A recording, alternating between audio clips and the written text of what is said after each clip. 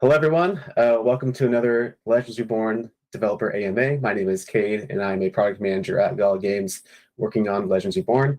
I have four of the developers here today to talk about the game. I'll go ahead. You probably recognize some of them new faces. I'll go ahead and give it to Govind to introduce himself, and then as well the other people. Sure. Thanks, Kate. So yeah, my name is Govind. I go by Gofu on Discord. I'm a design director at KFF and part of the Legends Reborn team. And I'm going to kick it off to Kimo. Yeah, hi everyone, I'm Kimo. Go by Undead Pixels on Discord. I'm the lead designer for Legends Reborn at KFF. On to Rob. Yeah, I'm Rob. I go by Robot on Discord, one of the designers on the project. Junwei. Hello, I'm Junwei, and I'm Chris on Discord, and I'm a junior designer because I just joined the design team this year, so relatively new to things. So, yep, that is.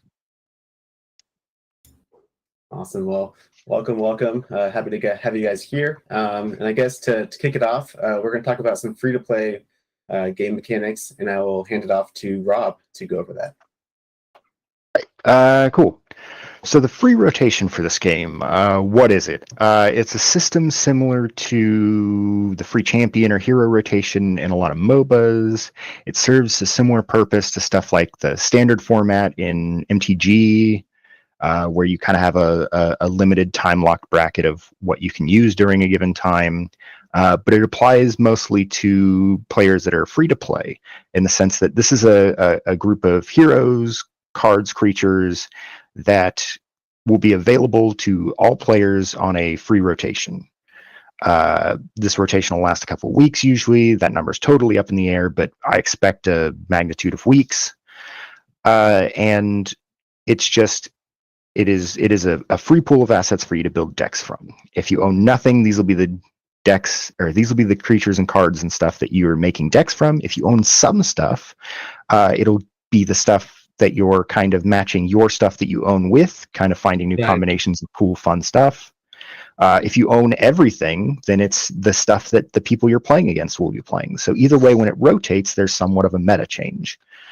And it just keeps things from stagnating and getting to where we have, three solid rock, paper, scissors options that the community has come up with that beat each other, and those are the only things anyone ever plays. So let's see. I had a question regarding this, Rob. Is it because, I don't know what our rules are right now for allowing repeated creatures. Basically, if you own the NFT version and a free version shows up, can I use both? Like, is there a rule of 3 is the maximum? Have we figured that out yet, or we still don't have Right now, as it stands, heroes obviously and creatures are one and done. One per. Cards are up to 3. Okay. To point out, for these sets, you will not get 3 of every card. Some cards are way too good to just give you too many of right now. For the most part, any card you get in this rotation, you will get between 1 and 3 versions of it, or 1 and 3 copies of it, I should say. But then, if I have, let's say, an NFT creature already and it shows up in the free rotation, can I put both of them in my deck or no? Not currently. Okay. Interesting. Okay. And is there a rarity at which we are trying to get the free-to-play creatures at, or is there a difference between the NFT creatures and the free-to-play creatures? As far as rarity it goes, we're not sure what rarity we're going to go in at once we actually get, comparable like NFT creatures versus free creatures. It will be a very established baseline. We're not going to go up and down with it or something. It'll probably be on the lower end. But it'll always be the same rarity across free-to-play stuff. Got it. Interesting. Right. I think did we talk about limited time and seasonal items? Like what the difference would be? It's timing. So we do have the ability to have different pools of these assets running simultaneously. So some of them might be, like I was saying, measured across weeks and weeks and weeks, where you'll have 3 weeks of a very set and stable set of creatures to mess with. But if we had something very small that we wanted to do, like an event or something, or this week or the week of Halloween or something, we could just throw out, here's a bunch of spooky creatures for Halloween, and we'll just give you, scarecrows and spiders and stuff like that. But those can run simultaneously. It's the difference between different sets of timings. Yeah, it's kind of like this is there for the season, whereas this is there for a short burst, right? Yes. Trying to keep the meta established, but wrinkle in a few Yeah, twists constantly every throwing now little and then, right? curveballs. Yeah. I got it. Okay. I'm guessing we don't have the numbers in mind yet, right? Like of how many creatures show up in seasonal versus limited, or do you have that in mind already? Not really. Okay, The numbers are definitely going to be something that we play with, especially during this play test coming up. This first set is going to be, since everyone's playing with it and we don't want to be really stagnant with what you can create with it, it's going to be relatively about as much stuff as we can give you without having too much overlap between the two sets, just because we don't want to restrict people too much. I think this first set is going to be for both sets that will run during the play test. You'll have your option of 4 heroes, 12 creatures, and basically every card in the game, although the quantities are a little somewhere between 1 and 3. Right. So one warning for the community is that this could be a big, I don't know, it could be a big change when you suddenly had like 40 creatures available to you and everything available to you to make decks. I'm going to take that away, right? And it is for the betterment of the game. It will create that interesting meta where every now and then you come in and the meta has changed and you gotta adjust your strategy. You're forced to sort of make the best you can with what you have. But I do feel there will be like this big like, what the hell? I don't have anything. Like I cannot change my deck at all. So just be prepared for that emotionally. Mention that to the community. But yeah, we're always here to like listen to feedback, but know that it's trying to figure out utility for NFT owners while still having that free to play avenue for people to try out the game. So a balance is important for us to make this a sustainable game. But yeah, I'm that it could feel a little kind of weird when we take away stuff. So just be prepared. Yeah, a good example of that is week 1 for the upcoming playtest. You're going to have access to the Razorvine Int and the Dark Knight. So if you're playing that really tanky deck, come week 2, when you lose those assets, you're going to have to figure out a way to do something similar with like Skarmaw Troll or Nitro Harvester or something like tanky stuff on that set. But you're not going to have the Dark Knight hero to throw armors on everything. You're gonna have to switch it up. Yeah. I'm really excited to see how people react to these rolling loadouts. Anything else you're worried about, Kimo, from the feature? Like anything we want specific feedback around for this feature in your mind, or you're like, nah, let's just see what they come up with. I'd like to see what they come up with. Yeah, I think as Rob was saying, like the biggest concern is, are we giving too much or too little? Like we're going to be adjusting those numbers over the course of the playtest, and we'll find a good balance there. Yeah, makes sense. How long do we run it before it gets boring? Yeah. I mean, yeah, that's like that big tuning. Like we look at our behavior of how many people are kind of playing on a day-to-day basis. In a weird way, this might actually get more people to come back when the content rolls over, because they're like, oh, the meta has completely shifted. Here's my chance to make strides on that leaderboard now, because that mimic, he's not available to most players now. So I know how to dominate with my set. And then yes, if you have the NFT, you still have that advantage to make the deck the way you want. So yeah, it's going to be pretty exciting. If you had all the time in the world, Rob, would there be any more additions you'd make to this feature, like a V2? Anything in mind what you'd want to do? No, this one actually came out pretty good. Like this one, I mean, more time to design cool sets of stuff to go together. But I'm sure people will show me I'm wrong. Well, I think one of the ones Junwei had was like pre-made decks, right? Like do you want to support not just the content but also pre-made Yeah. decks in the content in like the content switch? Yeah, I will say, yeah, that's a good point. You know, there's a good chance that anytime this rolls over, you'll have to build a new deck unless Yeah, unless you own everything in that deck. So Yeah.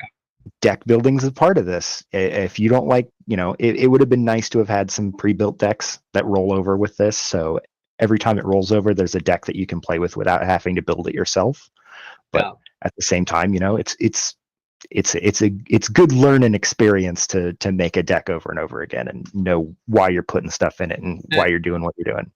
Even for us, right? Like we'll see how players react, especially new players.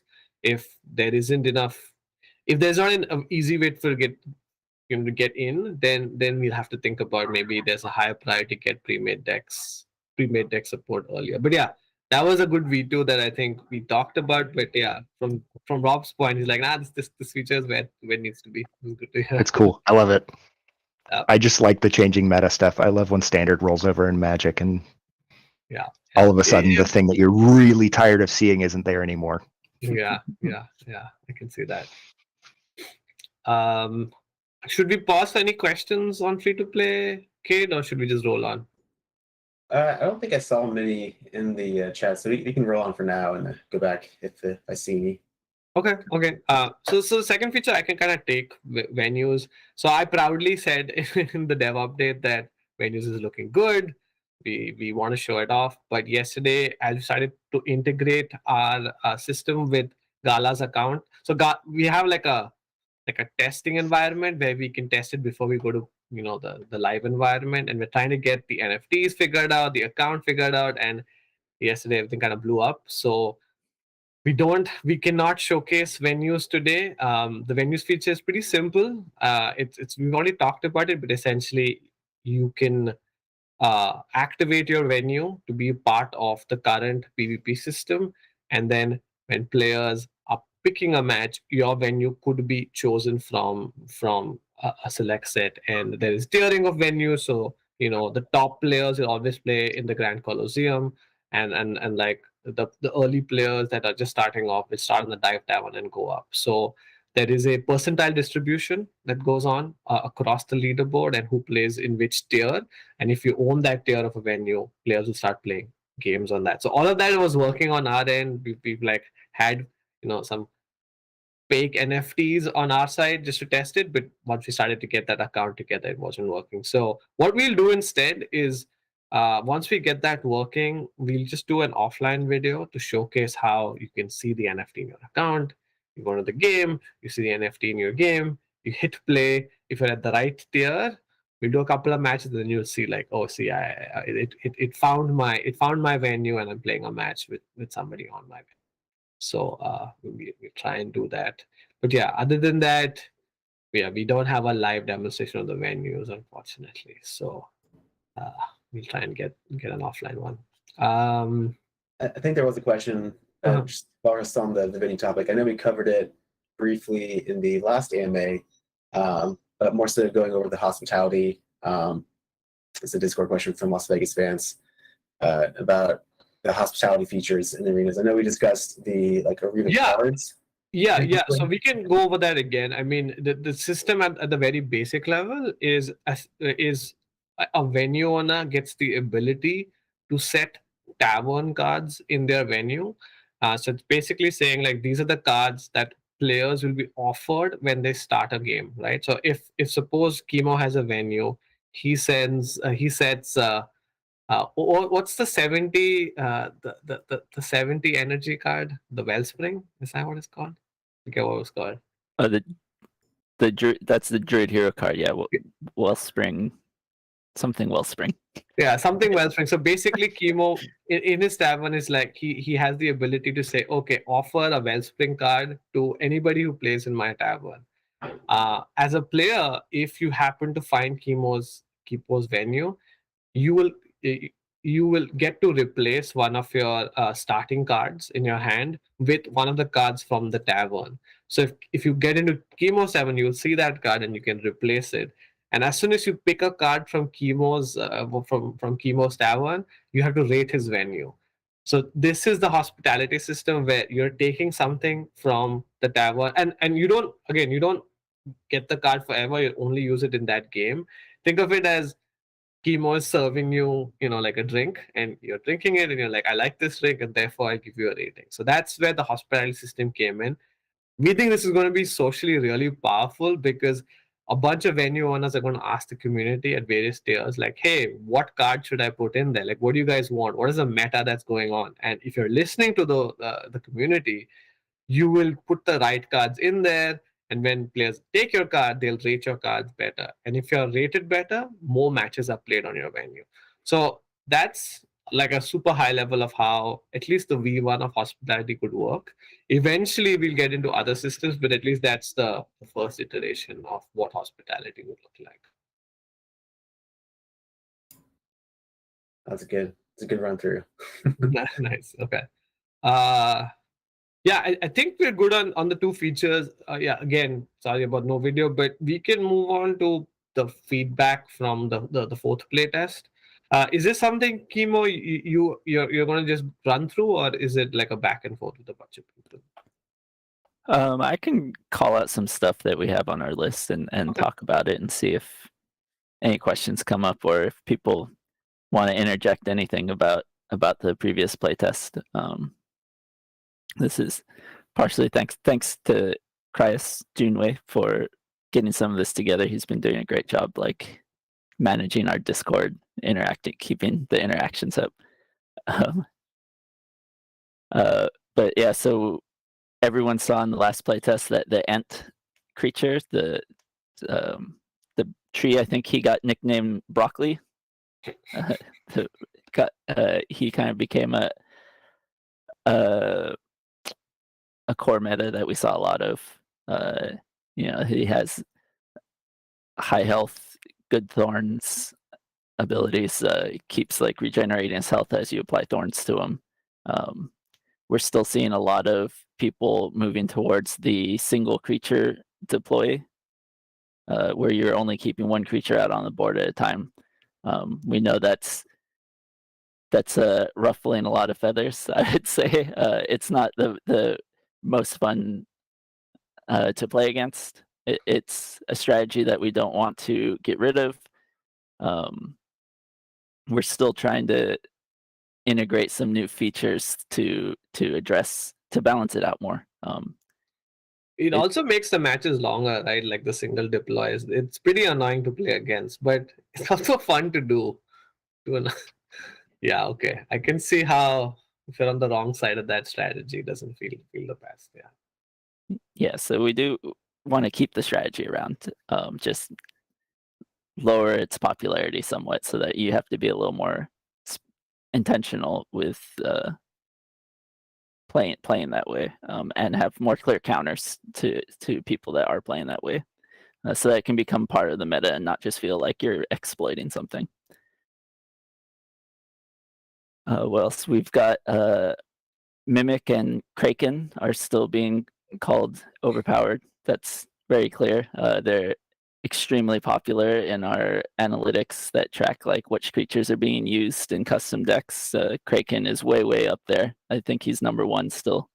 And Junwei has made some changes for the playtest coming up that's going to nerf them a little bit more. And we're not being too heavy-handed with anything.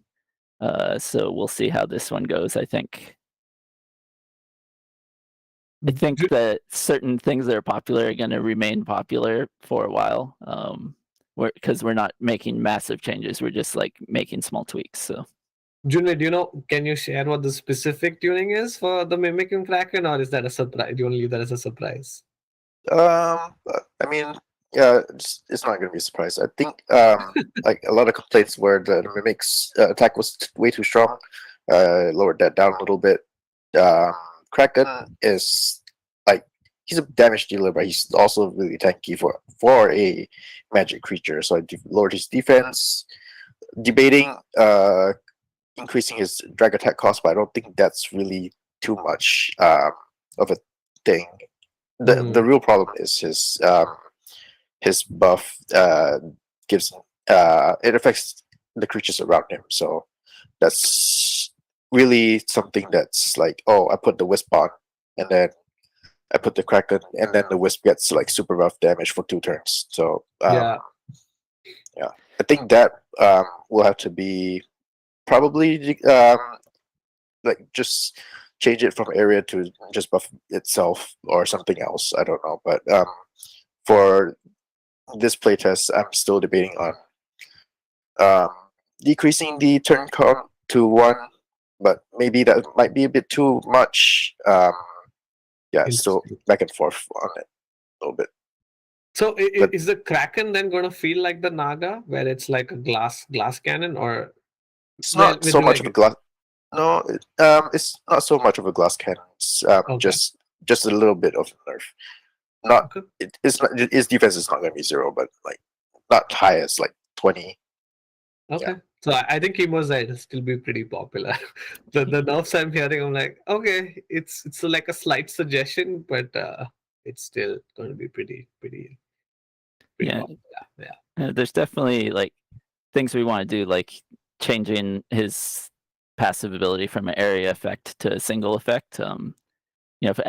As designers, it's really easy for us to go in and tweak numbers, but even a mechanical change from area to single, that requires us to get engineer involved, and they have a big backlog. So I know some people feel like we're moving a little slow here, but once we get a little bit more of our backlog cleaned out, we will probably pick up the pace on these larger passive creature changes and things like that to get the balance nailed in tighter.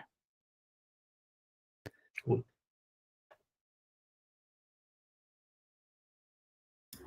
Let's see what else is here.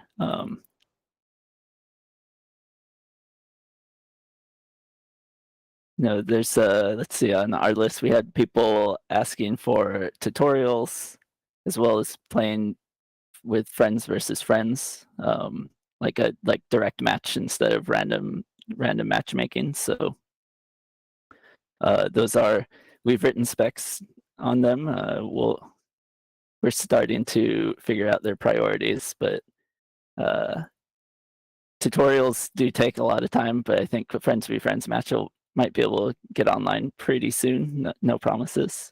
I know that's almost as good as the tutorial when you have a friend that can explain how to play the game. So. Yeah, for sure. Yeah, that was a great idea from I think it was Travis who said. I'm like, yeah, that's how you learn CCGs. It's the tutorial doesn't do much. I don't think I've played a single digital CCG where I've liked the tutorial. It's always quite painful. Yeah, they're not really fun to play. Yeah, and they're a lot of work to make. build. So yeah, I think prioritizing friends match will be a good call there. Let's see some other stuff to talk about. Thorns and freeze and certain combinations of abilities got called out. Shield plus thorns, mindless. I will say that a lot of these will be addressed in what Gobin keeps calling the secret build, which again won't be in the next playtest. But again, these are larger mechanic changes, right? Like this has been called out kind of repeatedly over the last 3 or 4 playtests, and it's an example of like I've been wanting to address it, and it really did just take this long to get the backlog cleared out to where we had an engineer that was free to make these mechanical changes. So hopefully coming soon, you guys can see some of that stuff. But yeah, I've called it out in Discord a little bit. Where like some idea like mindless, your opponent. Well, if you put mindless on your opponent, you'll still be able to play cards on them. But to kind of balance out, if you do play a card on someone with mindless, it'll clear out the mindless. So if you don't want your opponent to play cards on them, it's optional for you whether you're going to play cards or not. Interesting. And to the thorns things, I just want to my concern there is that like thorns is a defensive ability, and I don't want to punish the user for like stacking defenses.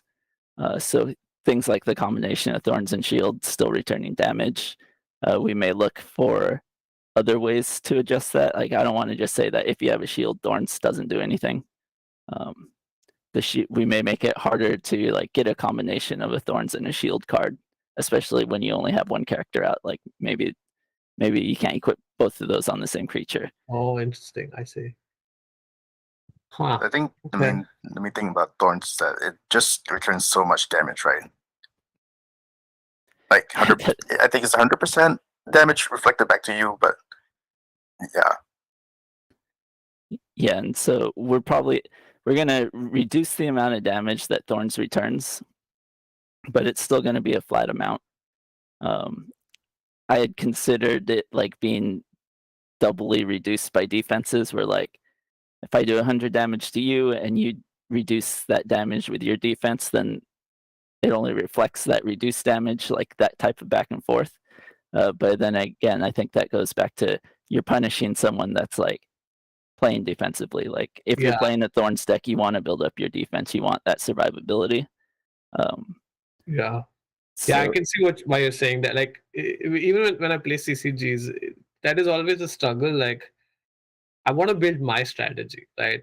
I don't want it to be so interwoven in what people are throwing out. I still want to somehow maintain like a basic strategy and keep building on it. So I like the direction of this. It's like very you focused versus opponent focused. Yeah. Sense. yep. So yeah, I think that covers the bullet points that we had outlined. Did any new questions come up? I think there's someone on YouTube that asked if they're going to see a VR version of Legends. Probably not anytime soon. If it happens, it'll be an engineer who gets bored and does it himself, and then tells us like on like a Monday morning, hey, on the weekend I had a couple of beers and I tried this out.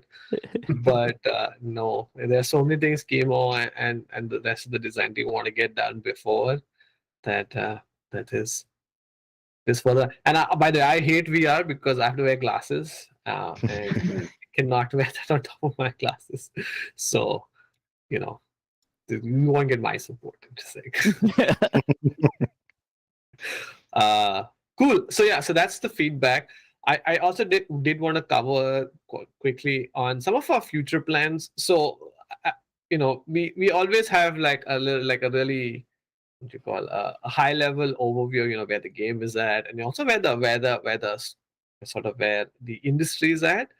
And I think one of the things we've realized is we really need to figure out ways to get more people to play in our game, and then once they come in, to stay in the game.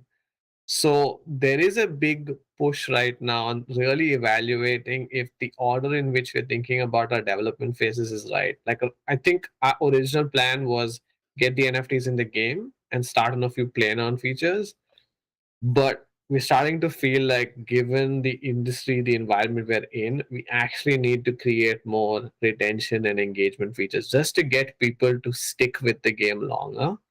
So nothing major right now. Like even Chemo kind of hinted at it, like player versus player becomes more important. Fitui suddenly the tutorial becomes pretty important now. So given all of that, there could be a shift in the next couple of weeks to a month.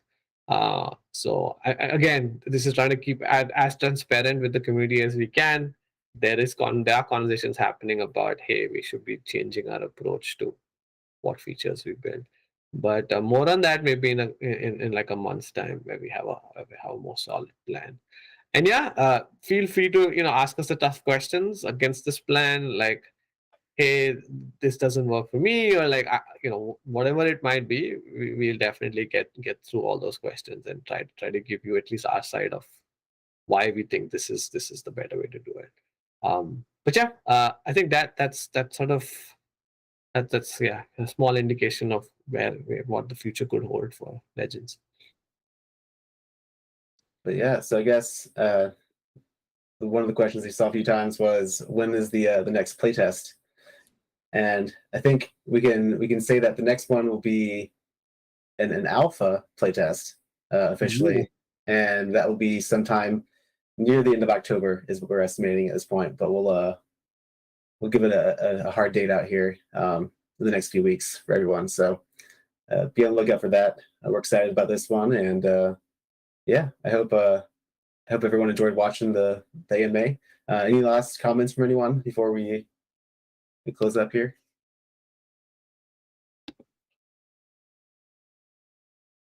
All right. All right. Well, thank you everyone, and thanks everyone for watching. Really appreciate it, and we look forward to seeing you all during the next playtest, and also in Discord. So go ahead and join the Discord if you're on YouTube, or if you're on Discord, join the YouTube. Nice. Smash that subscribe. I always wanted to say that, but yeah. All right. Thanks all. Thanks, guys. Great, Yeah, thank you, everyone.